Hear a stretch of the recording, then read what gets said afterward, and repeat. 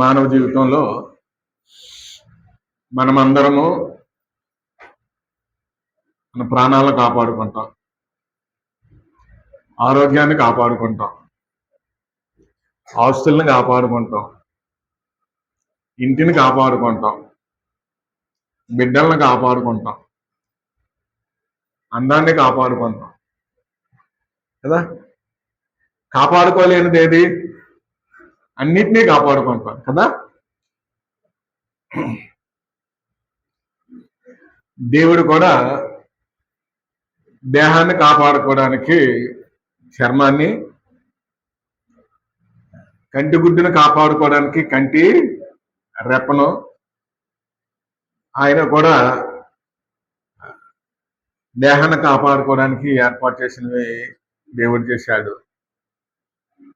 అలాగే ఆత్మను కాపాడుకోవడానికి కూడా దేవుడు ఏవైతే అవసరమో వాటిని కూడా మనకు అనుగ్రహించాడు. దేవుడు ఉన్నాడు. దేవుడు ఉన్నాడా? దేవుడు ఉన్నాడు. దేవుని మనం విశ్వసించాం. దేవుని యందు మన విశ్వాసాన్ని కాపాడుకోవడం చాలా ప్రాముఖ్యమైన విషయం. మానవ జీవితంలో లేకపోతే మన జీవితంలో దేన్ని కాపాడుకోకపోయినా ప్రమాదం లేదు. సమస్తం కూడా ఏదో ఒక దినాన్ని మనం విడిచిపెట్టినవలసిన వారమే. మనం ఎంత ప్రయాసపడి మన ప్రాణాన్ని మన చేతుల్లో పెట్టుకున్నా, మన గుప్పిడిలో పెట్టుకున్నా ఏదో ఒక దినాన్ని వదిలేయవలసిందే కదా.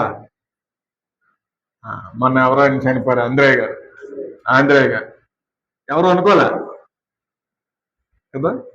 అనగా మనం కాపాడుకోవాల్సింది మాత్రం విశ్వాసం, దేవుని యందు విశ్వాసం. ఎందుకంటే విశ్వాసాన్ని కోల్పోయే ప్రమాదం అనేది ఉంది.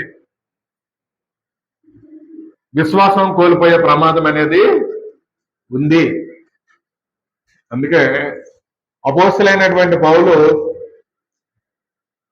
తిమోతికి రాసిన 2వ పత్రిక 4వ అధ్యాయము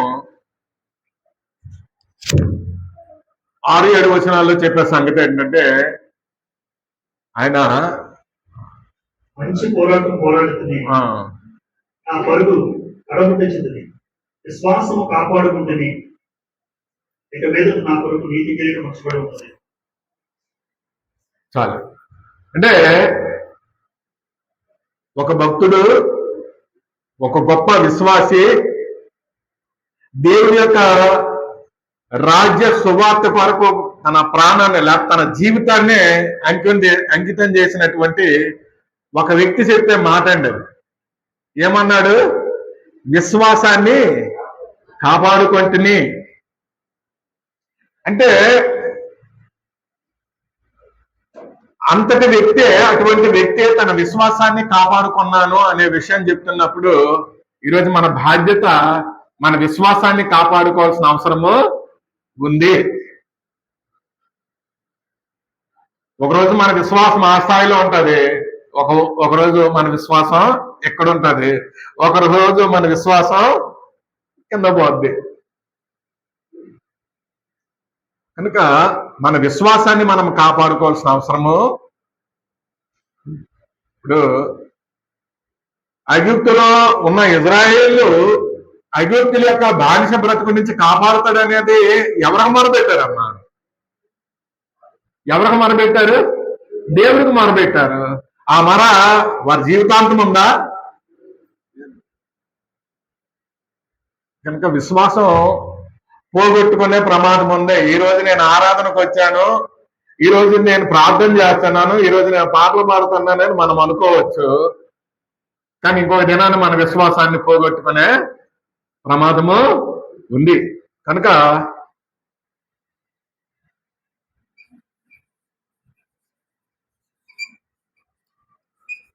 విశ్వాసమును కాపాడుకొనుము.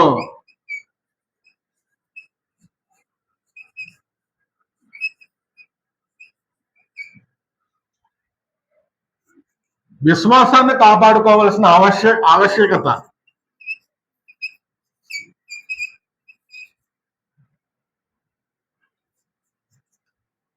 విశ్వాసాన్ని కాపాడుకోవాలనుకుంటే విశ్వాసం యొక్క ప్రయోజనం లేకపోతే విశ్వాసం యొక్క విలువ తెలియాలి.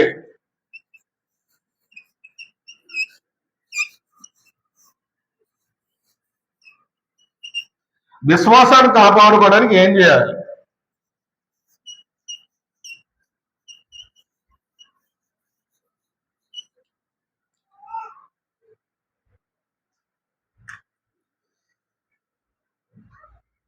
విశ్వాసాన్ని కాపాడుకునే విషయానికి సంబంధించి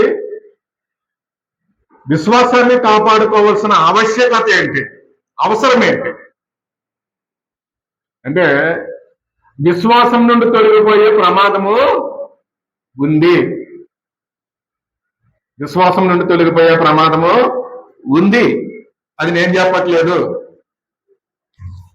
బైబిలే, దేవుని వాక్యమే విశ్వాసం నుండి తొలగిపోయే ప్రమాదము ఉంది అనే విషయాన్ని తెలియజేస్తూ ఉన్నారు. విశ్వాసం కలిగినటువంటి వారు విశ్వాస భ్రష్టులు అవుతారనే విషయాన్ని తెలియజేశారు. కనుక అపోస్తలుడైన పౌలు తిమోతికి రాసిన మొదటి పత్రిక 6వ అధ్యాయము 9-10 వచనాలు చూస్తే ధనవంతులు అవడానికి ఆరాటపడొద్దు, ధనవంతులు అవడానికి ఆరాటపడొద్దు, ఎందుకంటే ధనాపేక్ష సమస్త కీడులకు మూలము. ఆ విషయంలో అనేక మంది తమ్ముడు తాము పోల్చుకొని విశ్వాసం నుండి తొలగిపోయి అనే విషయం చెప్తున్నాడు. భూమి మీద బ్రతకడానికి ధనం అవసరం. అది ఎంతవరకు అవసరమో అంతవరకే ఆలోచించాలి.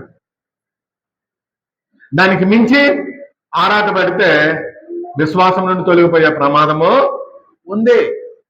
ఈరోజు పెళ్ళిళ్ళు అనగానే కట్నాలు పిచ్చి పట్టుకోయిందంటే కారణం ఏంటంటే ధనాపేక్ష వాక్యమా? ఈరోజు ఆ ఇంటి వారు లేకపోతే ఆ అమ్మాయికి ఎంత వాక్యం వచ్చి ఎంత వాక్యం నమ్ముకొని బ్రతుకుతున్నారు, వారు వాక్యానికి ఎంత విలువ ఇస్తున్నారో అవసరం లేదు. ఎంత ఇస్తారు, ఎంత ఇవ్వగలరు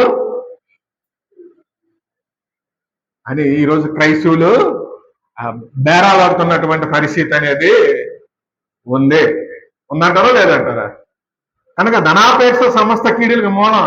యేసుక్రీస్తు నామములోనే మేము పెళ్లి చేస్తామండి, పరిశుద్ధ వివాహం అండి, మా కార్డు కూడా పరిశుద్ధి. ఎవరికి కావాలి?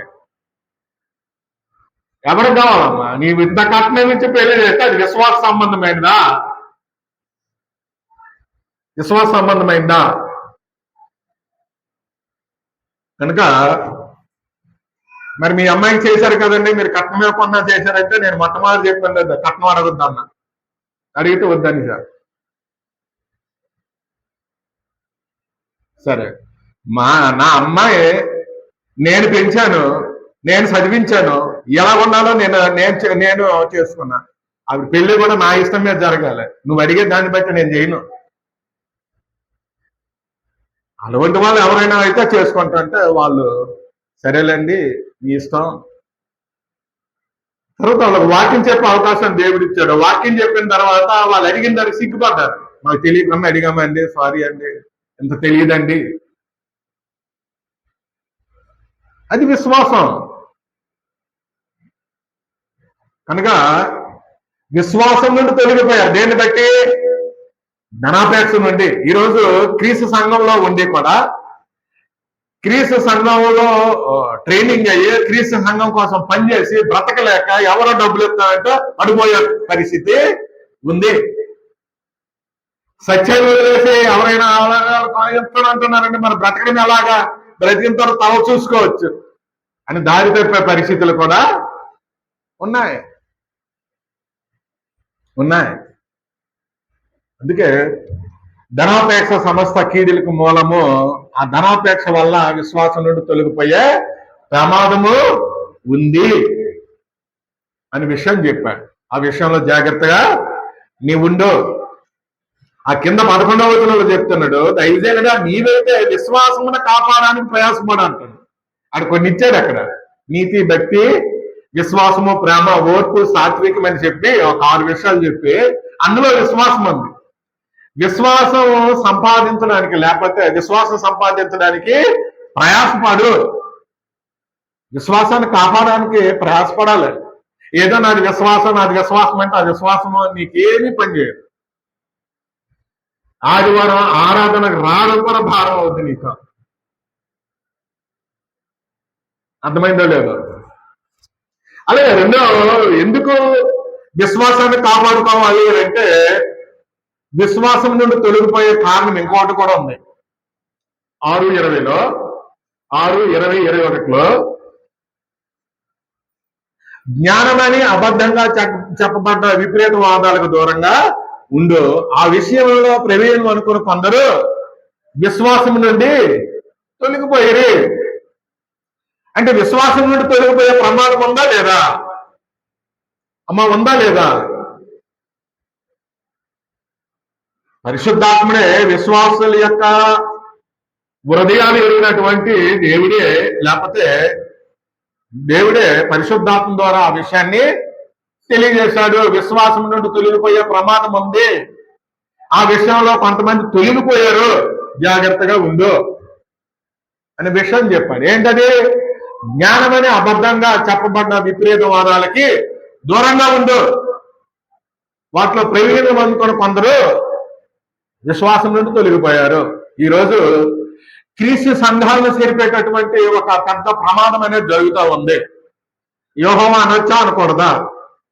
యెహోవా అనకూడదు. ఎందుకో కొత్త నిబంధనల పేరే లేదు కనుక ఉచ్చరించకూడదు అని చెప్పే పరిస్థితులు ఉన్నాయి. మీరు విన్నారో లేదో నాకు తెలియదు, కానీ ఇప్పుడు ప్రస్తుతం విశాఖపట్నాన్ని కదిలిస్తున్నటువంటి విషయం లేదు. రొట్టెకి సాదృశ్యం అనొచ్చా అనకూడదా? ద్రాక్షారసానికి సాదృశ్యం అనొచ్చా అనకూడదా అని చెప్పిన పరిస్థితులు కూడా ఉన్నాయి. అనకూడదు అనే పరిస్థితులు ఉన్నాయి. అలాగే దేవుని కుమారుడు ఎప్పుడు, యేసుక్రీస్తు దేవుని కుమారుడు ఎప్పుడు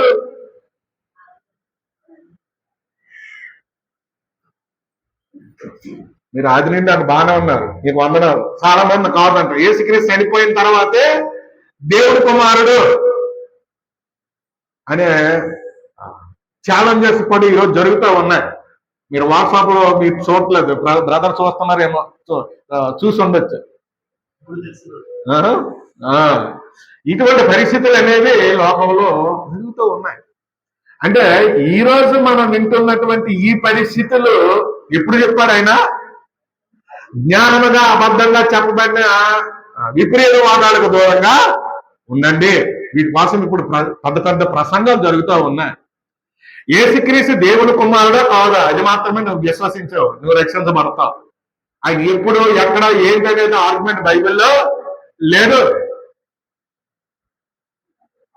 ఈరోజు విశ్వాసపట్నాన్ని చేరిపేసే పరిస్థితుల్లోనే ఉన్నాయి. ఒకరి విశ్వాసం ఒకరు కోల్పోయే పరిస్థితులు ఉన్నాయి. ఈరోజు ఒక క్రీస్తు సంఘానికి ఐక్యత లేదు.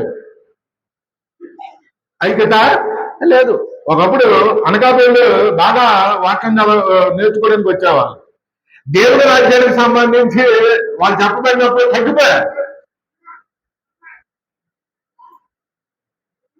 దాన్ని ఏకీభించే పరిస్థితులు కూడా ఈరోజు మనుషులు లేరు. ఇంకా వాటికి దూరంగా ఉండాలి అనే విషయాన్ని వాడు విశ్వాసం నుండి తొలగిపోయారు. ఆరాధనలు చేయొచ్చు, క్రీస్తు సంఘం బోర్డు ఉండొచ్చు, కానీ దేని కొరకు ఆరాటపడుతున్నారు? దేని కొరకు సహవాసం ఐక్యతగా ఉండవలసిన సహవాసాన్ని విచ్ఛిన్నం చేసే పరిస్థితులు ఉన్నాయి.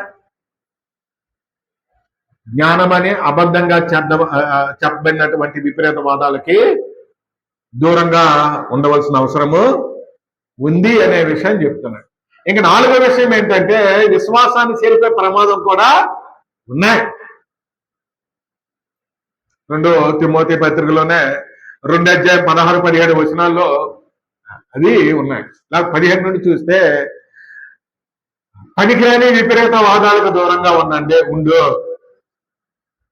ఎందుకు పనికిరాని వివాదాలకు దూరంగా ఉండాలి. విశ్వాసాన్ని చేరిపే ప్రమాదం అనేది ఉంది క్రైస్తవుడికి, కనుకనే విశ్వాసాన్ని కాపాడుకోవాలి. ఇప్పుడు ఏదైనా ఒక వ్యక్తికి ఏదైనా ఒక విషయం చెప్పాడంటే ఆ విషయంలో ఆ వ్యక్తికున్న అనుభవం ఎంత, అనుభవం ఎంత, ఆ వ్యక్తికి ఆ విషయం సంబంధించి వాక్యం ఎంత తెలుసు. ఆయన తన విశ్వాసం ద్వారా ఎంతమందిని ప్రోత్సహించగలుగుతున్నాడు, అది చూడాలి. ఈరోజు మనుషులు తమ విశ్వాసంలో నిలకడ లేకుండా ఇతరుల విశ్వాసాన్ని చెరపడానికి ఎన్నో ప్రయత్నాలు చేస్తున్నటువంటి పరిస్థితులు ఉన్నాయి. ఇంకా ఒకసారి వాటిని కూడా మనం ఆలోచించాలి. 1 తిమోతి పత్రిక 4:1-4 కూడా అదే సంగతి ఉంది. కడవర దినాల్లో విశ్వాస భ్రష్టులయ్యే ప్రమాదము ఉంది. ఎవరు విశ్వాస భ్రష్టులు అవుతారు అమ్మా? ఎవరు విశ్వాస భ్రష్టులు అవుతారు? విశ్వాసం కలిగినటువంటి వారా? విశ్వాసాన్ని కాపాడుకోలేని వారా? విశ్వాసాన్ని కాపాడుకోలేనటువంటి వారు విశ్వాస భ్రష్టులు అవుతారు. అది దేవుడు తన లేఖనాల ద్వారా తెలియజేసిన విషయం. విశ్వాసాన్ని కాపాడుకోవడానికి కావలసినటువంటి ఆవశ్యకత ఏంటి? ఎందుకు ఏ ఆవశ్యకత అంటే విశ్వాసం తొలగిపోయే ప్రమాదము ఉంది. ధనాన్ని ఆశించి విశ్వాసం తొలగిపోయే ప్రమాదం ఉంది. జ్ఞానమని అబద్ధంగా చెప్పబడిన వాటికి అలవాటు పడి విశ్వాసాన్ని కోల్పోయే ప్రమాదము ఉంది. చాలా మంది ఆరాధనకు వస్తూ ఉంటారు. మనం పాటలు పాడేటప్పుడు చప్పట్లు ఉండవు, మ్యూజిక్లు ఉండవు, ఏమో ఉండవు. ఏం ఆరాధిస్తున్నారండి? చాలా చప్పగా ఉంది, ఉద్యోగం లేదండి, ఒళ్ళు పులకరించట్లేదండి అని మానేసే వాళ్ళు ఉంటారు, వెళ్ళిపోయే వాళ్ళు అంటారు. మా దగ్గర ఇలాగుంటదండి, మా దగ్గర అలాగుంటుందండి, మా దగ్గర ఇలాగుంటుందండి అంటారు కదా. క్రిస్మస్ లేకపోతే న్యూ ఇయర్ లేకపోతే December 31st ప్రేయర్ మీటింగ్స్ లేకపోతే ఇక్కడ ఏమీ ఉండవటండి. ప్రపంచమంతా క్రైస్తవులు చేస్తున్నారు కదండి, మీరు చేయటండి అండి, అసలు మీకు వాక్యం తెలుసా అని వదిలిపోయే వాళ్ళు కూడా ఉంటారు. కనుక జ్ఞానం అనే ఇవన్నీ ఏంటి? జ్ఞానానికి సంబంధించినవి, లోక జ్ఞానానికి సంబంధించినటువంటి. మరి ఇలా చేయకపోతే ఎలాగ వస్తారండి, ఇలా చేయకపోతే ఎలాగ ఉంటారండి? వాళ్ళని ఎంటర్టైన్మెంట్ చేయాలి కదండి. ఎంటర్టైన్మెంట్ చేసి ఏ ఒక్క విశ్వాసి యొక్క విశ్వాసాన్ని ఎవరు పెంచలేరు. దేవుడు కూర్చున్నటువంటి గొప్పతనం, దేవుడు చేసినటువంటి కార్యాల యొక్క గొప్పతనాన్ని తెలిసి ఒక వ్యక్తిలో విశ్వాసం పెరగాలి తప్ప ఎంటర్టైన్మెంట్ వల్ల కాదు. అలాగా లోకంలో వ్యవహరిస్తున్నటువంటి పరిస్థితులు. కనుక అవన్నీ కూడా ఏమంటున్నారు? దెయ్యాలు బోలా అని అంటున్నారు. అటువంటి వారు వాటి మీద లక్ష్యం ఇచ్చి విశ్వాస భ్రష్టులు అవుతారు. విశ్వాసం కాపాడుకునేవాడు విశ్వాస భ్రష్టుడు కాదు. వ్యక్తిత్వాన్ని కాపాడుకోవడం భ్రష్టుడు అవుతాడా? ఎవరిని భ్రష్టుడు అంటారు? వ్యక్తిత్వము లేనటువంటి వాడు. వ్యక్తిత్వం ఉన్నటువంటి వాడిని భ్రష్టుడు అంటారా? కనుక విశ్వాసాన్ని కాపాడుకునేవాడు విశ్వాస భ్రష్టుడు కాలేడు. మరి విశ్వాస భ్రష్టులు అవుతాడని చెప్పేసి ఆత్మే చెప్తున్నాడు, ఆత్మ తేటగా చెప్తున్నాడు అంటున్నాడు. కనుక విశ్వాస భ్రష్టులు అయ్యే ప్రమాదం ఉంది కనుక విశ్వాసాన్ని కాపాడుకోవాలి. నీ విశ్వాసము, ఒకవేళ నేను విశ్వాసం ఉన్నానంటే ధనాపేక్షను అదుపులో పెట్టుకోగలుగుతున్నానా? జ్ఞానమని వాదానికి దూరంగా ఉండగలుగుతున్నానా? లేదా విశ్వాస భ్రష్టత్వానికి సంబంధించినటువంటి విషయానికి నేను దూరంగా ఉండగలుగుతున్నానా? ఒకసారి ఆలోచన చేయాలి. ఆరాధనకు వచ్చేసరికి దేవుడు, పెళ్లి వచ్చేసరికి ముహూర్తాలంటే విశ్వాస భ్రష్టులా విశ్వాసమా? అమ్మా, ఆరాధనకు వచ్చే సంఘానికి వచ్చేసరికి సహోదరులు, పెళ్లికి వచ్చేసరికి కులమానంటే విశ్వాస భ్రష్టులా విశ్వాసమా?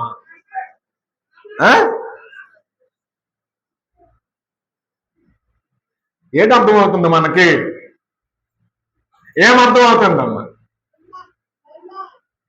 మనకు ఒకసారి మన విశ్వాసాన్ని మనం కాపాడుకోవాల్సిన పరిస్థితిలో ఉన్నామా, మన విశ్వాసాన్ని మనం కాపాడుకుంటున్నామా అనేది ఆలోచించాలి. అందుకే ఆయన అన్నాడు, నా విశ్వాసాన్ని నేను కాపాడుకుంటుని. అది సామాన్యమైన విషయం కాదు, నార్మల్ స్టేట్మెంట్ కాదండి. అనుభవపూర్వకంగా ఆయన జీవితంలో ఎదురైనటువంటి పరిస్థితుల్ని అధిగమించి వాటిని జయించి విశ్వాసాన్ని కోల్పోయేటటువంటి సందర్భాలు ఎన్నో తన జీవితంలో ఎదురైనటువంటి వాటిని అదుపులో పెట్టి నా విశ్వాసాన్ని నేను కాపాడుకున్నాను అనే విషయాన్ని ఆయన మాట్లాడాడు. ఈరోజు నీ విశ్వాసం నిన్ను కాపాడిందా? ఈరోజు నీ విశ్వాసం నీ కుటుంబాన్ని కాపాడుతుందా? ఈరోజు నీ విశ్వాసం నీ వ్యక్తిత్వాన్ని కాపాడుతుందా? ఒకవేళ కాపాడకపోతే ఆ విశ్వాసము మృతం. క్రియలు లేని విశ్వాసము మృతం.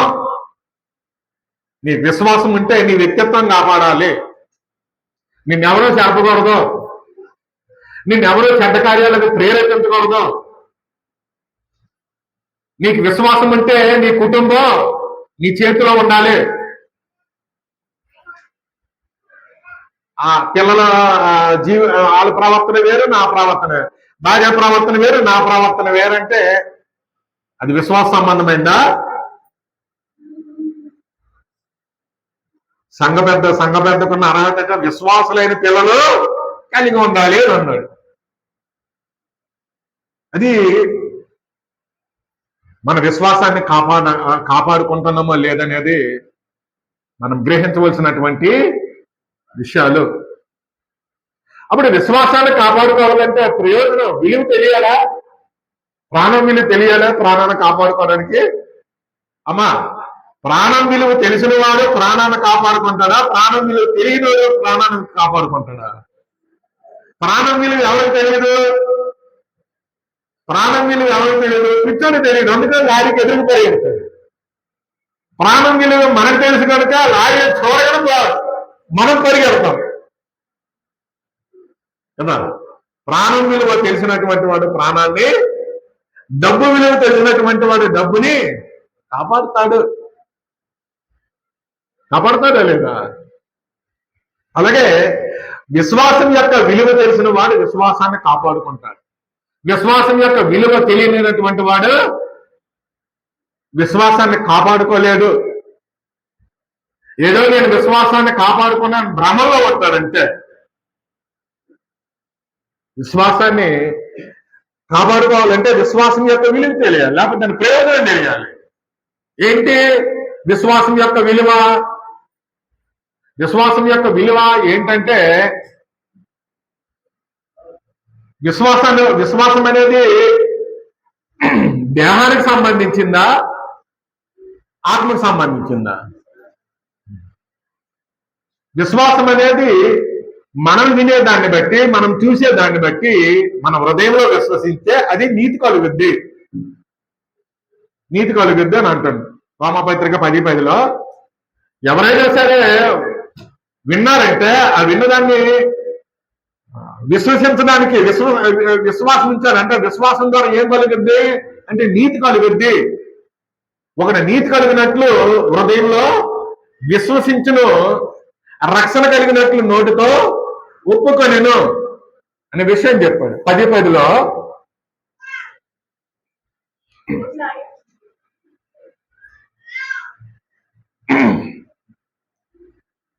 విశ్వాసం వల్ల ప్రయోజనం ఏంటి అమ్మా? విశ్వాసం వల్ల ప్రయోజనం ఏంటి అంటే నీతి కలుగుద్ది. మన జీవితానికి, లేకపోతే మన సమాజానికి, మన దేశానికి నీతి కావాలి. నీతి కావాలంటే ఎక్కడ దొరుకుద్ది? ఎంత పెట్టుకుంటే దొరుకుద్ది? ఎంత పెట్టుకుంటే దొరుకుద్ది? ఈరోజు దేశంలోనైనా, కుటుంబాలైనా, వ్యక్తుల్లోనైనా దుఃఖానికి, రోదనకి, ఏడుపుకి కారణం ఏంటండి? నీతి లేకపోవటం. నీతి లేకపోతే ఏం కలుగుతుంది అంటాడు? రోదన. దేవుడు ఇజ్రాయేల్ ప్రజల్లో నీతి కావాలని చూస్తే అక్కడ ఏం కనబడ్డది? రోదన కనబడ్డది. న్యాయం కావాలని చూస్తే బలత్కారం కనబడ్డది. ఈరోజు మన కుటుంబాల్లో ఎందుకు అడుగుతున్నాం మనం? భర్తను బట్టి భార్య గాని, భార్యను బట్టి భర్త గాని, పిల్లలను బట్టి తల్లిదండ్రులు గాని ఎందుకు అడుస్తున్నాం? నీతి లేక. ఒక భర్త తన భార్య ఎలా ప్రవర్తించాలో, ఒక భార్య తన భర్త ఎలా ప్రవర్తించాలో, పిల్లలు తల్లిదండ్రులు ఎలా ప్రవర్తించాలో అది ఎరుకగా బ్రతికే పరిస్థితిని బట్టి ఈరోజు ఏడుస్తూ ఉన్నాం. చెప్పింది ఎన్నండి, మూర్ఖుడండి. తన మాటే రైతు అంటాడండి, ఆయన చెప్పిందే నా అంటాడని ఏడ్చే భార్య ఉంది.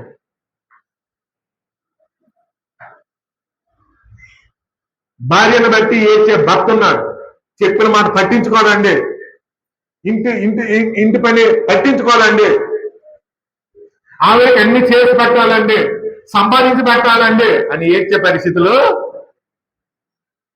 పురుషుల్లో ఉన్నాయి. అలాగే పిల్లల యొక్క ప్రవర్తన బట్టి ఏడ్చే గృహాలు ఉన్నాయి. పిల్లల యొక్క చరిత్రను బట్టి బ్రతుకు భారంతో, హృదయ వ్యాధంతో ఉండేటటువంటి తల్లిదండ్రులు ఉన్నారు. కారణం ఏంటి? నీతి లేక. నీతి లేక. నీతి ఎందుకు లేదు? విశ్వాసం లేక. ఇలాగ బ్రతకమని నీ భార్యతో నువ్వు ఇలా బ్రతుకని ఎవరు చెప్పారు? నీ భర్తతో నువ్వు ఇలా ప్రవర్తించని ఎవరు చెప్పారు? తల్లిదండ్రులతో నువ్వు ఇలా ప్రవర్తించని ఎవరు చెప్పారు? ఎవరు చెప్పారు? దేవుడు చెప్పాడు. మరి దేవుడు చెప్పాడని గౌరవిస్తున్నామా? గౌరవించి ప్రవర్తిస్తున్నామా? నేను ఎలాగుంటే నీకే నా ఇష్టం, ఇది ఉంటే ఉంది నాకు బాగున్నాను. అది విశ్వాసమా? అవిశ్వాసమా? దేవుడంటే గౌరవమా? దేవుడంటే భయం లేకపోవటమా? ఒకసారి ఆలోచించాలి. విశ్వాసం వల్ల ప్రయోజనం ఏంటి? విశ్వాసం యొక్క విలువ ఏంటి అంటే నీతి కలుగుద్ది. మనము విశ్వాసంతో బ్రతకటం వల్ల నీతిగా బ్రతకడం అంటే ఏంటో తెలిసేది. అప్పుడు ఒక భార్య తన భర్త ఎలా వ్యవహరిస్తుంది, ఒక భర్త తన భార్యతో ఎలా వ్యవహరిస్తారు, పిల్లలు తల్లిదండ్రులతో వ్యవహరిస్తారు. ఆ కుటుంబంలో ఏడుపు ఎక్కడ ఉంటుందండి? ఏడడానికి అవకాశం ఎక్కడ ఉంటుంది?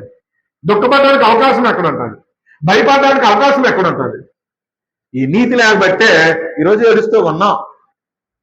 కనుక ఏం చేయాలి? విశ్వాసాన్ని కాపాడు. పిల్లలు కాపాడాలి. అలా ఎంత పని హిమాలని పిల్లలు కాపాడుకోవాలని ఉన్నారు, బాగానే ఉంది. మరి నీతిని కాపాడుకోవాలి, లేకపోతే విశ్వాసాన్ని కాపాడుకోవాలి. పిల్లలు అక్కర్లా. నా నిర్ణయం అదే, నా పిల్లలకి అదే చెప్తా. మీరు నాకు అనవసరం, దేవుడు ఇస్తే తప్ప మీరు నాకు లేదు. మీరు ఉండగలిగితే దేవుడు చెప్పినట్లుగా ఇలా ఉండండి, ఇలా ఉండండి, ఇలా ఉండండి, లేకపోతే మీ ఇష్టం. పిల్లలు లేరని బాధ కూడా నాకు ఉండదు. నాకు పిల్లలంటే మమకారం లేదు. నీతి తప్పకూడదు. దేవుడంటే విశ్వాసం ఉంటే ఆ విశ్వాసం మనలో నీతి కలుగు చేస్తారు. కొందరు పిల్లలు రౌడీలా తిరిగినా, కొందరు పిల్లలు దుర్మార్గంగా వ్యవహరించిన ఆ పిల్లల్ని చూసి మురిసిపోతూ ఉంటారు. నా కొడుకు ఎంత బాగున్నాడో, ఎంత అందంగా ఉన్నాడో, ఎంత హీరో లాగా ఉన్నాడు, నీ కొడుకు హీరో లాగా పొంగిపోతాడు. అక్కర్లా. మన కుటుంబాల్లో దేవుడు ఉన్నటువంటి కుటుంబాలు ఏడుపు ఉంటుందా? ధనముండే కుటుంబాలు ఏడుపు ఉంటుందండి. ధనాన్ని బట్టి ధైర్యంగా ఉంటారు, ఆనందంగా ఉంటారు, ఏమైనా ఇప్పుడు ఉల్లాసంతో ఉంటారు. మరి దేవుడున్న కుటుంబంలో దుఃఖం ఎందుకు? ఏడుస్తున్నామంటే మనలో నీతి లేదు. మనలో నీతి లేదంటే మనలో విశ్వాసము కాపాడుకునే ఆసక్తి లేదు. అందుకే ఏడుస్తున్నా. నేను నా ఫ్రెండ్స్తో కానీ, నా కొలీగ్స్తో కానీ, నా భార్య, నా బంధువులు ఎవరితో కానీ, నా పిల్లలు కానీ, నా భార్యని ఇప్పుడు నేను ఏడలా.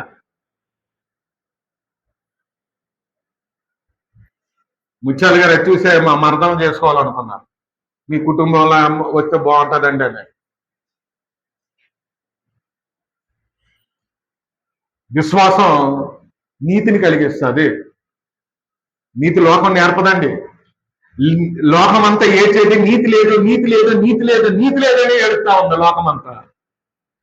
మరి నీతి ఎక్కడ దొరికింది అంటే విశ్వాసం. దేవుని ఎట్లా మనకున్న విశ్వాసం మనలో నీతి కలిగిస్తుంది. ఈ భూమి మీద మనం సుఖంగా, గౌరవంగా, సంతోషంగా బ్రతకడానికి ఏం అవసరమో దేవుడు ఆ విషయాలు మనకు చెప్పాడు. వాటిని చేయటమే నీతి. అదే కదా నీతి అంటే ఏంటండి? దేవుడు ఏది ఎలా చేయమని చెప్పాడో అలా చేయటమే నీతి. అబ్రహాము దేవుడు పిలిచాడు, నేను చూపించే దేశానికి నువ్వు బయలుదేరు, నీ బంధువుల్ని, నీ దేశాన్ని విడిచిపెట్టాడు, బయలుదేరాడు. అది నీతిగా ఎంచబడ్డది. కనుక ఎవరు దేవుడి మాట వెళ్తారు? దేవుడంటే విశ్వాసం కలవాళ్ళు. దేవుడంటే విశ్వాసము కలిగినటువంటి వారు. ఆ విశ్వాసం మీద కలుగు చేస్తుంది నీతి. కనుక విశ్వాసం వల్ల ఏముంటది అంటే నీతి ఉంటుంది. అది ప్రయోజనం, విశ్వాసం యొక్క విలువ. ఆ నీతి మనము సంపాదించేటటువంటి భవిష్యత్ సంబంధమైన ఈ క్షేమైనటువంటి వాటికంటే గొప్పది అని అంటున్నాను. సామెతలు 14:34 మీరు చదువుతూ ఉన్నారు. 14:34 ఏమంటున్నారు? నీతి జనములో ఘనతకెక్కుటకు కారణమవుద్ది. నీ భర్త చేత నువ్వు గణపరచబడాలి. నీలో నీతి ఉంటే గణపరచబడతావు. నీ భార్య చేత నువ్వు గణపరచబడాలి. నీలో నీతి ఉంటే గణపరచబడతావు. నీ పిల్లల ద్వారా నువ్వు గణపరచబడాలి. నీలో నీతి ఉంటే నువ్వు గణపరచబడతావు. ఎవరు చెప్పిన మాట? నా పిల్లలు ఎంతలేదు, నా భార్య ఎంతలేదు, నా భర్త ఎంతలేదు అని ఏడుతున్నావంటే నీతి లేదు. అదే కదండి, అదే కదా. నీతి మనుషులు ఘనతకెక్కడానికి కారణం అవుద్ది. నన్ను గౌరవించరండి, నన్ను పట్టించుకోరండి అనే పరిస్థితి ఈరోజు ఎందుకు అవుద్ది? ఎందుకు మాట్లాడుతున్నారు? నీతి లేకపోతే. కనుక ఆ నీతి విశ్వాసం ద్వారా కలుగుద్ది. కనుక ఆ విశ్వాసాన్ని మనం కాపాడుకోవాల్సిన అవసరము ఉంది. ఇంకా రెండో విషయం ఏంటంటే, విశ్వాసాన్ని కాపాడుకోవడానికి విశ్వాసం యొక్క విలువ కానీ ప్రయోజనం ఏంటంటే, మన విశ్వాసమే ఈ లోకాన్ని జయిస్తుంది. ఈ లోకాన్ని జయించేటటువంటి విజయాన్ని ఇస్తుంది. లేకపోతే మనకు ఈ లోకాన్ని జయించే విజయాన్ని ఇచ్చేది విశ్వాసమే. మొదట యోహాను పత్రిక 5:4 మొదట దేవుని మూలంగా పుట్టిన వారందరూ లోకమును జయించుదురు.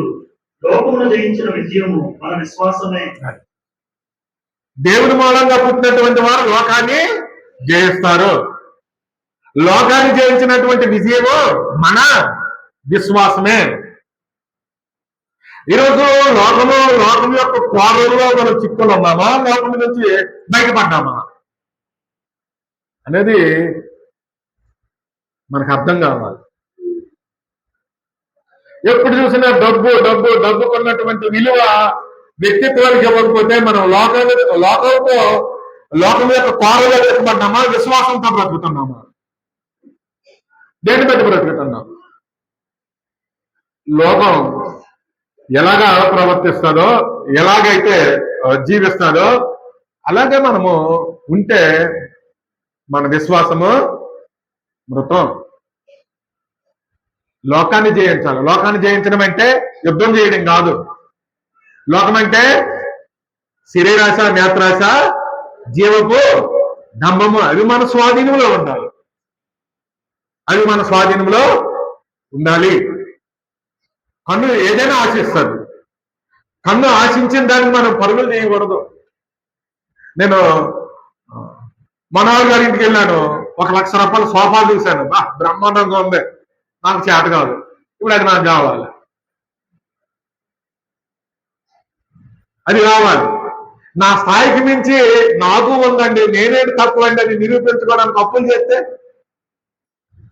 చేస్తే పరిస్థితి ఎలా ఉంటుంది? ఈరోజు స్టీల్ ప్లాంట్ లో ఉన్నటువంటి వారు సిక్కిపోయేది అందులోనే. ప్రతి వాడు ఏదో అది ఉన్నోడు కొనుక్కున్నాడు ఇల్లు, నాకు ఇల్లు కావాలి, నాకు ఇల్లు కావాలని ప్రతి వాడు ఆ ఇంట్ల మీద పడ్డారు కనుక ఈరోజు స్టీల్ ప్లాంట్ పరిస్థితి క్లోజ్ అయిపోవడంతో తంటాలు పడతా ఉన్నాయి. తినడానికి కూడా గతి లేని పరిస్థితులు ఉన్నాయి. 500 కూడా అడుక్కుంటున్నారు.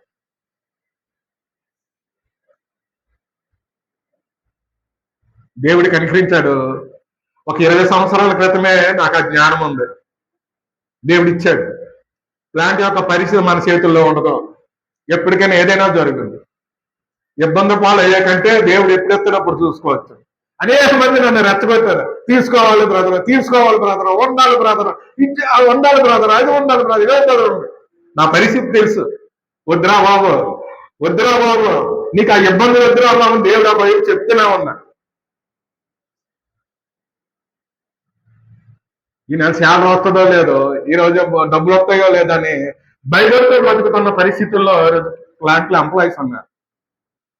నాకు భయం లేదు. శరీరాశ, నేత్రాశ, జీవపు దంబానికి పోకూడదు. వాటిని మనం జయించాలి. మనకు వాటిని జయించాలి. మా స్టీల్ ప్లాంట్ ఉద్యోగం ఉన్నంత వరకు క్వార్టర్ ఇచ్చాడు, బ్రతకడానికే కదా. ఓకే, నాకు తర్వాత అవసరమైతే ఇస్తాడు ఆయన, అప్పుడు ఆలోచిద్దాం. పరిస్థితులు అలా ఉన్నాయి. తీసుకున్న డబ్బులకి ఇంట్రెస్ట్ కట్టలేక తిట్లు కాస్తా ఉన్నారు, నిద్ర పడతా ఉన్నారు. అవసరమా? ఈరోజు అంటున్నారు, నువ్వే బాగా ఆలోచించో, నువ్వు హ్యాపీగా ఉన్నావు. అప్పుడు చెప్పాను నేను, అంతా నాకు చెప్పిన అందరూ నేను చెప్పాను పరిస్థితి. నమ్మేవాళ్ళు కాదు. ఇలాగే చెప్తాలే నేను. ఇప్పుడు అంటున్నారు, నువ్వు చాలా ప్లాన్ చేసుకున్నావు, బాగా ప్లాన్ చేసుకున్నావు. ఈ లోకాన్ని జయించేది మన విశ్వాసం. కోరికలు అనేకమైన ఉంటాయి.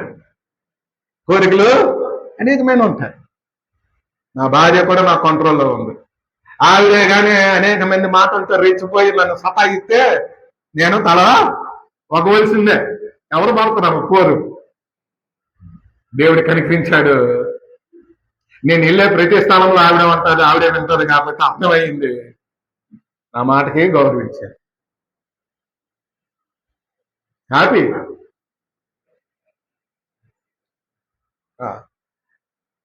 లోకాన్ని జయించేది మన విశ్వాసం. లోకాన్ని జయించేది మన విశ్వాసం. కనుక ఆ విశ్వాసాన్ని కాపాడుకోవాలి. నువ్వు ఎంత సంపాదించావా, దాన్ని ఎంత భద్రంగా కాపాడుకున్నావా అనవసరం. ఈరోజు తల్లిదండ్రులు సంపాదించినటువంటి సంపద కొరకు పిల్లలు కొట్టుకొని వస్తామన్నారు. నాకు తెలిసిన కుటుంబం అంత పిల్ల వెళ్ళిపోయాడా బాబు, ఆ కుర్రోడు అంటున్నాడు, ఆ తాత నువ్వు ఎప్పుడు చచ్చిపోతావు, నువ్వు చచ్చిపోతే మేము హాయిగా ఉంటామాట అని అంటావు. అది పరిస్థితి సమాజంలో. సంపాదించింది ఏం చేసింది ఆయన? సాగు కోరుకుంటుంది. విశ్వాసాన్ని కాపాడుకో. అది నీ ఘనతకు కారణం అవుద్ది, నీ గౌరవానికి కారణం అవుద్ది, నువ్వు హెచ్చరించబడడానికి కారణం అవుద్ది, నువ్వు ఆదరించబడడానికి కారణం అవుద్ది. లోకమంతా ధృవీకరించవచ్చు, లోకమంతా మనిషిని ఇబ్బంది పెట్టవచ్చు, కానీ దేవుడు వాళ్ళని కాపాడుతాడు, వాళ్ళని కాపాడుతాడు. కనుక విశ్వాసాన్ని కాపాడుకోవాలి. నీ విశ్వాసం లోకాన్ని చేస్తుందా, లోకాన్ని తలొగ్గుతుందా? లోకంలో ఉన్న తప్పదండి, ఏం చేస్తాం, చెయ్యాలి కదా. జయించాలి. ఎంత విశ్వాసం ఉంటే లోకాన్ని అంతగా జయించే శక్తి ఉంటుంది. అలాగే విశ్వాసాన్ని కాపాడుకోవాలి. విశ్వాసాన్ని కాపాడుకోవడానికి విశ్వాసం యొక్క విలువ తెలిసి బ్రతికితే మన విశ్వాసాన్ని మనం కాపాడుకోవాలి. ఈరోజు విశ్వాసాన్ని కాపాడుకోవాలనేటువంటి అవగాహన లేదు, ఆసక్తి లేదంటే విశ్వాసం యొక్క విలువ తెలుసా తెలియక? తెలియక.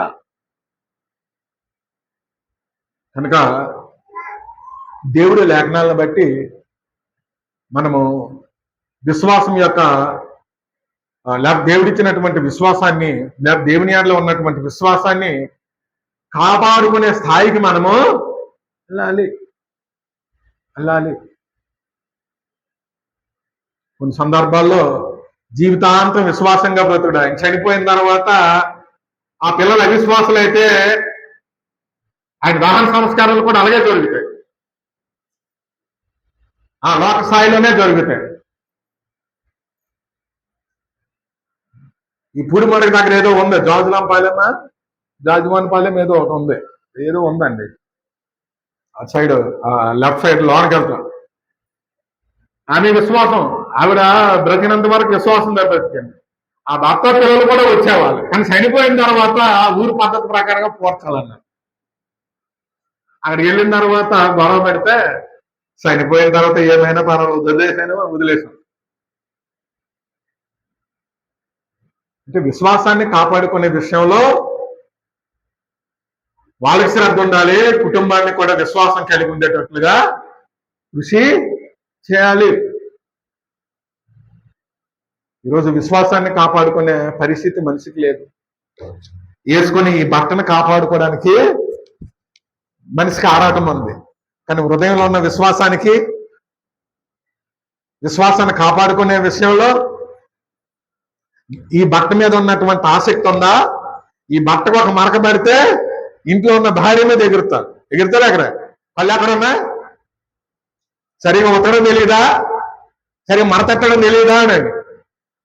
మరి విశ్వాస విషయంలో ఎన్ని మరకలైనా పర్వాలేదు, మనకి ఎన్ని మరకలైనా, ఒక ఆదివారం రాకపోయినా పర్వాలేదు, దేవుని ఆరాధించకపోయినా పర్వాలేదు, ఏం చేసినా పర్వాలేదు. ఎందుకంటే విశ్వాసం యొక్క ప్రయోజనం కానీ, విశ్వాసం యొక్క విలువ కానీ ఒక వ్యక్తికి తెలియకపోవటం. ఇంకా విశ్వాసం యొక్క విలువ ఏంటంటే నీతి కిరీటం ఉంచబడి ఉన్నది. నా విశ్వాసం కాపాడుకున్నాను కనుక నా కొరకు నీతి కిరీటం ఉంచబడి ఉన్నది, అది వాగ్దానము. ఎబ్రీ పత్రిక 11:33 విశ్వాసాన్ని బట్టి వాళ్ళు రాజ్యాలు జయించారన్నారు, వాగ్దానాలు స్వతంత్రించుకున్నారు, నీతి కార్యాలు చేయగలిగారని అంటున్నారు. విశ్వాసాన్ని బట్టి వాళ్ళు రాజ్యాలు జయించారు, నీతి కార్యాలు చేశారు, వాగ్దానాలు పొందారు అనే విషయం చెప్పారు. ఎబ్రీ పత్రిక 11:33 రాజ్యములను జయించింది, నీతి కార్యములను జరిగించింది, వాగ్దానములను పొందింది. విశ్వాసం అంటారు. విశ్వాసం ద్వారా వారు ఏం చేశారు? రాజ్యాలు జయించారు, నీతి కార్యాలు జరిగించారు, వాగ్దానాలు పొందారు. ఇప్పుడు మనం చూసాం, విశ్వాసాన్ని బట్టి నీతి కలుగుద్ది, ఆ నీతి కార్యాలు చేస్తుంది. విశ్వాసాన్ని బట్టి లోకాన్ని జయిస్తాం. నీతి కార్యాలు చేస్తూ లోకాన్ని జయించినప్పుడు ఏముంది? వాగ్దానం స్వతంత్రించుకుంటాం. ఏంటి మన వాగ్దానం? జీవకిరీటం. వాగ్దానం చేసిన జీవకిరీటము విశ్వాసులకు ఉంది అని అన్నాడు యాకోబు 2:5. విశ్వాసులకి వాగ్దానం చేసిన జీవకిరీటం ఉంచబడింది. పౌలు గారు అదే మాట్లాడారు, నా విశ్వాసాన్ని నేను కాపాడుకుంటుని జీవకిరీటము ఉంచబడి ఉన్నది, నాకే కాదు నాలాగా అపేక్షించే ప్రతి వారికి అది ఇవ్వబడుద్ది, లేకపోతే అనుగ్రహింపబడుద్ది అనే విషయాన్ని ఆయన మాట్లాడారు. కనుక విశ్వాసం యొక్క ప్రయోజనం ఏంటంటే నీతి కిరీటం ఉంది. నీతి కిరీటము వాగ్దానం. ఇప్పుడు కనాను వాగ్దానం ఎవరికి? కనాను వాగ్దానం ఎవరికి? ఇజ్రాయేలుకి. ఇజ్రాయేల్ అందరూ ప్రవేశించారా? ఎవరు ప్రవేశించారు? ఎవరు? యెహోషువ, కాలేబు కదా. వారెవరు? ఎవరు వాళ్ళు? విశ్వాసులు. విశ్వాసులు కనుకనే వాళ్ళు వాగ్దానాన్ని స్వతంత్రించుకున్నారు. అంటే ఇప్పుడు మరి చెప్పొచ్చా చెప్పకూడదు కానీ సరే వద్దులే, కన్ఫ్యూజ్ అవుతుంది. ఎవరికైనా కావాలంటే తర్వాత అడగండి. ఇప్పుడు కాలేబు ఏ వంశస్థుడు? యోగాగోత్రం. యోహోషువ ఎఫ్రాయిము. అప్పుడు కాలేబు యాకోబు లేకపోతే కాలేబు యోహోషువ రెండు గోత్రాలే వాళ్ళు ప్రవేశిస్తే మరి కణానంతా 12 గోత్రాలకు ఎలా పంచారు? ఎలా పంచారు? మిగతా గోత్రాలు కూడా ఉన్నారు కదా. అంటే యెహోషువ అనే కాలేబు చెప్పిన మాటలను విశ్వసించిన ప్రతి వాళ్ళను, విశ్వసించి వారితో వెంబడించిన ప్రతి వాళ్ళని దేవుడు ఆ కణాన్ని ఇచ్చాడు. వాళ్ళకి మాత్రమే కాదు, 12 గోత్రాలు పంచారు లేదా కణాన్ని. అంటే విశ్వాసంతో వెంబడించిన ప్రతి వారికి కణాన్ని స్వతంత్రించుకున్నారు. అలాగే ఈరోజు ప్రధాని యేసుక్రీస్తుని బట్టి తండ్రి దేవుడు మనకి నీతి కిరీటం అనుగ్రహిస్తానని వాగ్దానం. అది ఎవరికి? మన విశ్వాసాన్ని కాపాడుకుంటే, విశ్వాసం వదులుకుంటే. విశ్వాసాన్ని కాపాడుకుంటేనే ఆ వాగ్దానాన్ని మనము పొందుతాం. వాళ్ళు కూడా విశ్వాసం ద్వారానే వాళ్ళ వాగ్దానాన్ని పొందారు. ఆ రాజ్యాలను జయించుకుంటూ నీతి కార్యాలు జరిగిస్తూ దేవుడు చేసిన ఆ వాగ్దాన పాలుకేళ్లు ప్రవహించే కనాను దేశాన్ని స్వతంత్రించుకున్నారు. ఈ రోజు కూడా మనకు వాగ్దానం ఉంది. ఏంటది? నీతి కిరీటం, లేకపోతే జీవ కిరీటం. నువ్వు సంపాదించిన సంపాద ఏది కూడదని ఎదుట విలువ లేనిది, విలువ లేని దాని కొరకు ఈ రోజు మనం ఆరాటపడుతున్నాం. విలువైన నీతి కిరీటాన్ని వదులుకుంటున్నాం. ఎంత శాపగ్రస్తమైంది, ఎంత శాపగ్రస్తమైందండి. ఇప్పుడు ఆకాను ఉన్నాడు. ఆకాను పాలు తేనెలు ప్రవహించే ఆ దేశంలో నివాసం ఉంచడం గొప్పదా, ఆయన దాచుకున్నటువంటి బంగారం గొప్పదా? ఏది గొప్పది? ఆయన దాచుకున్న బంగారమే గొప్పదన్నది ఉన్నాడు కనుక పోగొట్టుకున్నాడు, చనిపోయాడు. ఈరోజు మన పరిస్థితి అంతే. ఈ లోకంలో మనం సంపాదించిందే గొప్పది అనుకుంటున్నాం, వాడి వరకు ఆరాటపడుతున్నాం. ఎంత సంపాదించేశాను, ఇల్లు కట్టేశాను, ఎంత భూమి ఉందనేది విర్రవీగుతూ ఉన్నాం. జీవ కిరీటం అరుడువా? నీతి కిరీటం నీ కొరకు ఉంచబడ్డదా? ఆ విశ్వాసం నీకుందా? ప్రతి వ్యక్తి అది చెప్పగలగాలి. పౌలు గారు చెప్పారా లేదా? పౌలు గారు చెప్పారా లేదా? నేను విశ్వాసాన్ని కాపాడుకున్నాను కనుక నా కొరకు నీతి కిరీటము. ప్రతి విశ్వాసి చెప్పాలా చేయలేదా? ఇంక ఈ రోజు వరకు వెళ్తే నరకంకి వెళ్తామో పరలోకానికి వెళ్తాము? ఎక్కడ వెళ్తామండి మనం? నరకానికే పోతామని సర్ది పెట్టుకుంటే బతికేస్తాము మన విశ్వాసం. ప్రతి విశ్వాసి ఒక వయసు అనుభవం వచ్చినప్పుడు అని చెప్పవలసింది, నా విశ్వాసాన్ని నేను కాపాడుకున్నాను, నా విశ్వాసాన్ని నేను కాపాడుకోగలిగాను అని చెప్పగలగాలి. అది విశ్వాసం యొక్క ప్రయోజనం, లేకపోతే విశ్వాసం కొన్న విలువ. అది తెలిస్తే మనము విశ్వాసాన్ని కాపాడుకుంటాం. తెలియకపోతే భూమి విలువ తెలుసా తెలీదా? బంగారం విలువ తెలుసా తెలీదా? డబ్బు విలువ తెలుసా తెలీదా? విద్య విలువ తెలుసా తెలీదా? ఆరోగ్యం విలువ తెలుసా తెలీదా? తెలుసా తెలీదా? ఆరోగ్యంగా ఉండాలని మనకేమైంది? యోగా ఆరోగ్యం కొరకు చేయించారు, మంచిదండి. అలాగే విశ్వాసాన్ని కాపాడుకునే విషయంలో కూడా శ్రద్ధ ఉండాలి. ఎప్పుడుంటది? మనం ఆశించినది మన దగ్గర ఉన్నదానికంటే విలువైనదని తెలిసినప్పుడు. అంతేనండి. మనం దేన్ని ఆశిస్తున్నామో ఆ ఆశించింది మన దగ్గర ఉన్నవన్నిటికంటే విలువైందని తెలిస్తే దాన్ని కాపాడుకుంటాం. కాపాడుకుంటామా లేదండి? కాపాడుకుంటాం. అది తెలియకపోతే కాపాడు. ఇప్పుడు నేను ఉన్నాను, తెల్ల జుట్టు వచ్చేసిందని నా ముసలోడు అంటాడని అందరూ అంటారని నేను ఎంగగా ఉండాలనుకోని నేను రంగేస్తాను. తెలుసా తెలియదు, విలువ తెలుసా తెలియదా? వెంట్రుకున్న విలువ తెలుసా తెలీదా? తెలుసు కాబట్టి 70 సంవత్సరాలు వచ్చిన చేసే పరిస్థితి ఉంది. మరి విశ్వాసం యొక్క విలువ తెలిస్తే దాన్ని కాపాడుకోమా? దీనికి ఇచ్చినటువంటి ప్రాధాన్యత కూడా ఈరోజు విశ్వాసానికి ఇచ్చే పరిస్థితి లోకంలో లేదు. తెల్ల జుట్టు చూస్తే నమ్ముతారని అన్నాడు, దాని కొరకు ఆరాధపడుతున్నాం.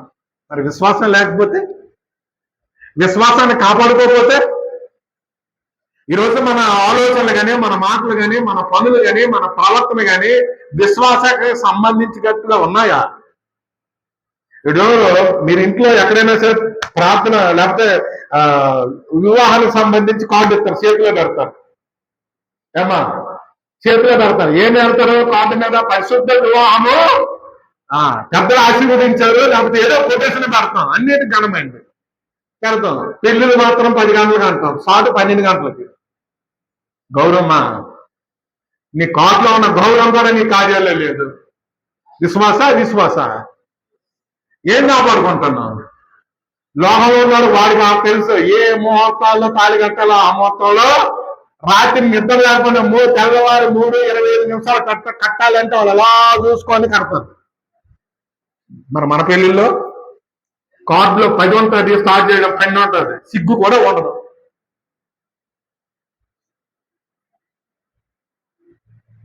కనుక విశ్వాసం యొక్క విలువ తెలిసినటువంటి వాడే దేవుని యందు విశ్వాసం ఉంచి దేవుడు చెప్పినట్లుగా ప్రవర్తించే దేవుణ్ణి కనపరుస్తాడు. అప్పుడు మన కార్యాలు ఆశీర్వదించబడతాయి. అప్పుడు మనం ఏం చేయాలి? ఆ విశ్వాసాన్ని కాపాడడానికి ఏం చేయాలి? విశ్వాసాన్ని కాపాడుకోవడానికి ఏం చేయాలి? ఆరోగ్యంగా ఉండాలంటే ఏం చేయాలి? ఆరోగ్యంగా ఉండాలంటే ఏం చేయాలి? బలంగా ఉండాలంటే ఏం చేయాలి? ఏం చేయాలమ్మా? ఏం తెలీదా? తినాలి కదమ్మా, తినాలి, నిద్రపోవాలి, స్నానాలు చేయాలి, పనులు చేయాలి. పనులు చేయకుండా అలా మంచం మీద కూర్చున్నా కొన్నాళ్ళుగా కదలకుండా ఇలా ఉండిపోతుంది, కీలు పెట్టేస్తాయి కదా. మరి విశ్వాసాన్ని కాపాడుకోవడానికి తిన్నిదాన్ని అరగడానికి 4 అడుగులు వేయాలంటారు కదమ్మా. మరి విశ్వాసాన్ని కాపాడుకోవడానికి ఏం చేయాలి? వినాలి. వినటం వలన విశ్వాసము కలుగుతుంది. ఎంతటి విశ్వాసం? నీ విశ్వాసాన్ని కాపాడుకునే స్థాయి నీ పెరిగే వరకు వినాలి. ఎన్నిసార్లు వింటామండి? చెప్పిందే చెప్తారు. మన బ్రతుకుల్లో అలవాటు చేసుకున్న మన చేత కాదు. మనం ఏమంటాం? ఎన్నిసార్లు చెప్తారండి, ఎప్పుడు చెప్పినా రెండే రెండే రెండే రెండే ఏమన్నా రెండే రెండే ఇవే చెప్తారు. మనకు అలవాటు కావాలా, మనకు వాడు కావాలా, కానీ చెప్పడం మాత్రం ఇదేం చెప్తారండి అని అంటారు. వినిటి వలన విశ్వాసము కలుగును. ఎంతటి విశ్వాసం? నీ విశ్వాసాన్ని నువ్వు కాపాడుకునే స్థాయి వచ్చే వరకు వినాలి. వినడం మాత్రమే కాదు, నీ విశ్వాసాన్ని కాపాడుకోవాలంటే ప్రవర్తించాలి. తిండి తిన్నవాడే కండ కలిగినటువంటి వాడు అని అంటున్నాడు. తింటే కండ వస్తుందా? తిండిది అరగాల? అరగడానికి పని చేయాలా? చేయడం లేదా? పని చేయాలి. అలాగే విన్నది ఏం చేయాలంటున్నాడు? మీరు వినువారు మాత్రమే ఉండక అలా ప్రవర్తించేవారే ఉండండి అని అంటున్నాడు. యాకోబు 1:19-20 మీరు వినడానికి వేగిరపడండి, వినువారు మాత్రంగా ఉండకుండా అలా ప్రవర్తించేవారే ఉండండి అనే విషయం చెప్తున్నాడు. వినడానికి వేగిరపడాలి. మీరు విలువైనటువంటి మిమ్మల్ని మీరు మోసపుచ్చుకోకుండా వాక్య ప్రకారం ప్రవర్తించువారని ఉండుడి. వాక్య ప్రకారం ప్రవర్తించేవారే ఉండండి. అంటే వాక్య ప్రకారం ప్రవర్తించాలంటే మనం ఏం చేయాలి? వాక్యాన్ని వినాలి. పనికిమాలిన ముచ్చట్లు కాదు, పనికిమాలిన చెత్తా చెదర కాదు. వీడి జీవితం అలాగా, ఆడి జీవితం ఎలాగా, ఇది ఎలా ఉంది, అది ఎలా ఉంది, వాళ్ళు ఆడేలా కొన్నాడు, వీళ్ళు ఈడేలా కొన్నాడు. వాక్యం వినడానికి కాదు మన సమయం, వాక్యాన్ని వినాలి. దానికి ఏమంటున్నాడు? వేగిరి పడాలి, తొందరపడాలి, ఆసక్తి కలిగి ఉండాలి. ఆ విన్నది మాత్రమే కాదు, ఏం చేయాలి? అలా ప్రవర్తించేవారు, వాక్య ప్రకారం ప్రవర్తించేవారే ఉండాలి. వాక్య ప్రకారం ప్రవర్తించేవాడు తన విశ్వాసాన్ని కాపాడుకుంటాడు. కనుక వాక్యాన్ని వినాలి, వాక్యాన్ని అనుసరించాలి. అది మనం చేయవలసినటువంటి పరిస్థితి. ప్రపంచంలో మన జీవితాలు అనేక విషయాలు మనం చేస్తూ ఉంటాం, కానీ వాక్యం దగ్గరికి ఎవరు కలిగిన వాక్యం చదివారంటే లేదండి, అవ్వలేదండి, కుదరలేదండి. టీవీ చూసారా? చూసామండి.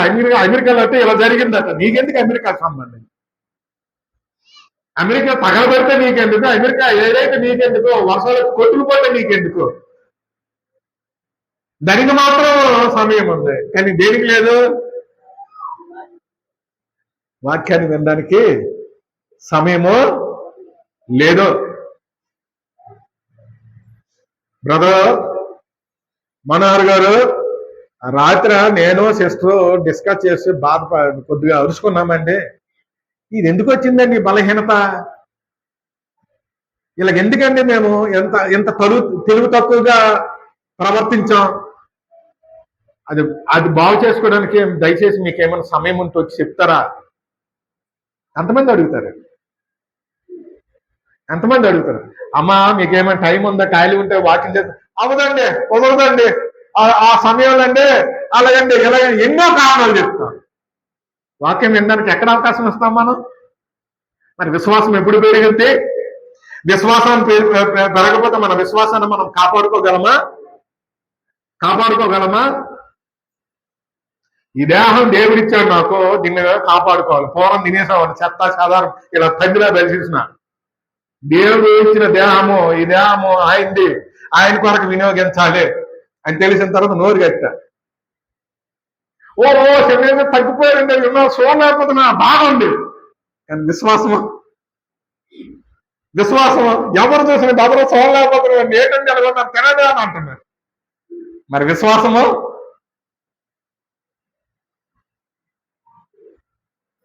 దాని గురించి చింత ఉండాలి. వాక్యం వినే విషయంలో, వాక్యం ప్రకటించే విషయంలో, వాక్యాన్ని అనుసరించే విషయంలో శ్రద్ధ ఉండాలి, ఆ దుఃఖం ఉండాలి, ఆ దిగులు, ఆ చింత ఉండాలి. ఎంత తెలిసినా పాటించలేకపోతున్నాయి, ఎంత తెలిసినా అనుసరించలేకపోతున్నాయి, ఎంత తెలిసినా సరిగా బ్రతకలేకపోతున్నాం.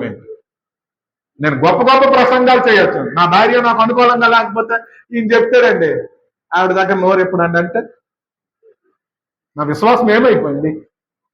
వాక్యం బట్టి ప్రవర్తించేదా? ఇక వాక్యం అన్నిటికంటే మన విశ్వాసాలను కాపాడుకోవడం అనేది చాలా ప్రాముఖ్యమైన సంగతి. ఆ విశ్వాసం ఎవరి వల్ల కలిగింది? ఎవరి ద్వారా మనకు ఆ విశ్వాసం కలిగింది? మనలో ఆ విశ్వాసాన్ని కలగడానికి కర్త ఎవరు? దేన్ని బట్టి ఆ విశ్వాసం మనలో కలిగింది అని అవగాహన ఉంటే విశ్వాసాన్ని మనం కాపాడుకుంటాం. చివరిగా హెబ్రీ పత్రిక 12:1-4లో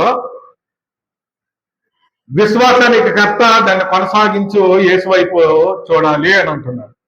మన విశ్వాసానికి కర్త ఎవరు? అన్నారు యేసుక్రీస్తు. ఆయన మన కొరకు ఇన్ని హింసలు పొందాడు, ఇన్ని బాధలు పడ్డాడు, ఎంతగా అవమానించబడ్డాడు, ఆయన ఇలాగా ఇంత ఘోరంగా చనిపోయాడని మనం విశ్వసించి మనం యేసుక్రీస్తుని, లేకపోతే దేవుణ్ణి ఆ విశ్వాసానికి కర్త ఎవరు అంటే మళ్ళా ఆ విశ్వాసాన్ని కలిగించింది యేసుక్రీస్తు యొక్క శ్రమ. కనుక మన జీవితంలో ప్రతి సందర్భంలో యేసుక్రీస్తు యొక్క శ్రమ మనకి గుర్తుండాలి. అప్పుడు మన విశ్వాసం నుండి మనము తొలగిపోవాలి. లోకంలో ఎన్నో వ్యామోహాలు, లేకపోతే లోకంలో ఎన్నో ప్రేరేపణలు వస్తాయి, కానీ ఆ విశ్వాసానికి కట్టైనటువంటి యేసుక్రీస్తు యొక్క శ్రమ విశ్వాసం నుండి తొలగిపోకుండా కాపాడుకునే శక్తిని, లేకపోతే ఆ శక్తిని కలుగజేస్తాయి. ఆ హెబ్రీలు ఆ విశ్వాసములో అంత బలహీనపడడానికి కారణం ఏంటంటే విశ్వాసకర్త అయినటువంటి యేసుక్రీస్తుని చూడకపోవటం. విశ్వాసంలో కలిగిన శ్రమలు బాధలు అన్నింటిని దక్క వాళ్ళు అలసిపోతే, ఒరే బాబు మీరు అలసిపోకుండా ఉండడానికి ఆయన పాపాత్మను తనకు వ్యతిరేకం చేసినటువంటి ప్రతి వ్యతిరేకతను ఆయన సహించాడు అని అది జ్ఞాపం చేసుకోండి అండి అనే విషయం చెప్తాను. అది తలంచుకోండి అనే విషయం చెప్తున్నాడు. ఒకసారి చదవండి, చదివితే ముగించేద్దాం.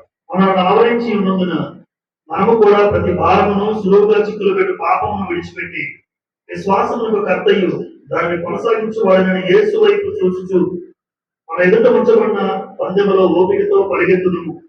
ఆయన తన ఎదుట ఉంచబడిన ఆనందము కొరకై అవమానమును నిర్లక్ష్యపెట్టి శిలువను సహించి దేవుడు సింహాసనం యొక్క కుడిపార్శ్వన ఆసీనుడై ఉన్నాడు. మీరు ప్రజల పడకయు మీ ప్రాణములు విసుగకి ఉండినట్లు పాపాత్ములు తనకు వ్యతిరేకంగా చేసిన తిరస్కారం అంతయు ఓర్చుకుని ఆయనను తలంచుకుని. మనలో విశ్వాసానికి కర్త ఎవరు అంటే యేసుక్రీస్తు. నేను మనోహరం వాళ్ళు విశ్వసించానండి, రాజు వాళ్ళు విశ్వసించానండి, అప్పారావు వాళ్ళు విశ్వసించానండి, లక్ష్మీ గారు వాళ్ళు విశ్వసించానండి, ముత్యాల గారు వాళ్ళు విశ్వసించానంటే కాదు. మన విశ్వాసానికి కర్త ఎవరు? యేసుక్రీస్తు. మనల్ని పాపం నుండి విమోచించబడి నీతిమంతులుగా తీర్చి దేవుడి కుమారులుగా దేవుడి ఎదుట నిలవబడడానికి యేసుక్రీస్తు ప్రాణాన్ని పెట్టాడు.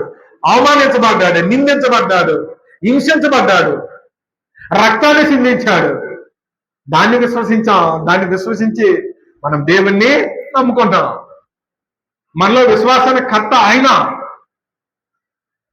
ఆయన ఎలాగ సహించి దేవుని కుడిపార్శ్వాన ఆసీనుడై ఉన్నాడో మనము కూడా అలాగే మన విశ్వాసాన్ని కాపాడుకొని దేవుని రాజ్యంలో ప్రవేశించాలి. ఆ యేసుక్రీస్తునే చూడాలి అంటున్నాను. మీ విశ్వాస జీవితానికి సంబంధించి లోకంలో అనేక మంది విశ్వాసం నుండి తొలగిపోవడానికి అనేకమైన కార్యాలు ఆటంకంగా ఉంటాయి. వాటినన్నింటినీ చూడొద్దు. వాటన్నిటినీ చూడకుండా మీరు అలసిపోకుండా ఉండడానికి క్రీస్తు మీ కొరకు శ్రమ పడినాడు కనుక ఆయన వైపు చూసి మీ విశ్వాసాన్ని సాగండి. ఎందుకమ్మా రాలేదంటే అల్లాళ్ళు ఇలా ఉన్నారండి, వాళ్ళని బట్టి అందుకే రాలేకపోతున్నామని అంటాం. మనుషుల మన విశ్వాసానికి మూలమా? యేసుక్రీస్తు. ఎవరు? మనుషులు చూస్తే మన విశ్వాసంలో ఎదగలేం.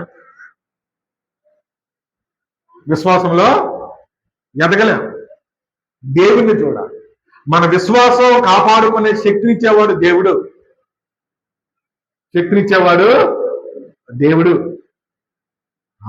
ఆ దేవుణ్ణి చేరుకోవడానికి మన విశ్వాసాన్ని మనము కాపాడుకోవాలి. పౌలు గారు అదే విషయం చెప్పారు. నా విశ్వాసాన్ని నేను కాపాడుకున్నాను కనుక నా కొరకు నీతి కిరీటం ఉంచబడ్డాది. ఆ నీతి కిరీటం పొందడానికి నా విశ్వాసాన్ని నేను కాపాడుకున్నాను.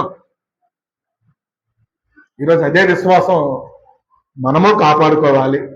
కాపాడుకోకపోతే నీతి కిరీటం ఉండదు. అది అపోస్తలుడైన పౌలు చెప్పారు. కనుక విశ్వాసాన్ని కాపాడుకుందాం. దేవుడు మన ఎడల కనికరించి మన విశ్వాసంలో ఉన్న లోపాలని మనం దిద్దుకొని దేవుని కుమారులుగా దేవుని రాజ్యాన్ని స్వతంత్రించుకోవడానికి దేవుడు మనల్ని కనికరిస్తూ ఉన్నాడు. మన పక్షాన విజ్ఞాపన చేయడానికి తండ్రి అయిన దేవుని యొక్క కుడిపార్శ్వాన ప్రభువైన యేసుక్రీస్తు ఉన్నాడు. ఆ యేసుక్రీస్తుని విశ్వసించి మన విశ్వాసాలను కొనసాగాం. అందరికీ వందనాలు.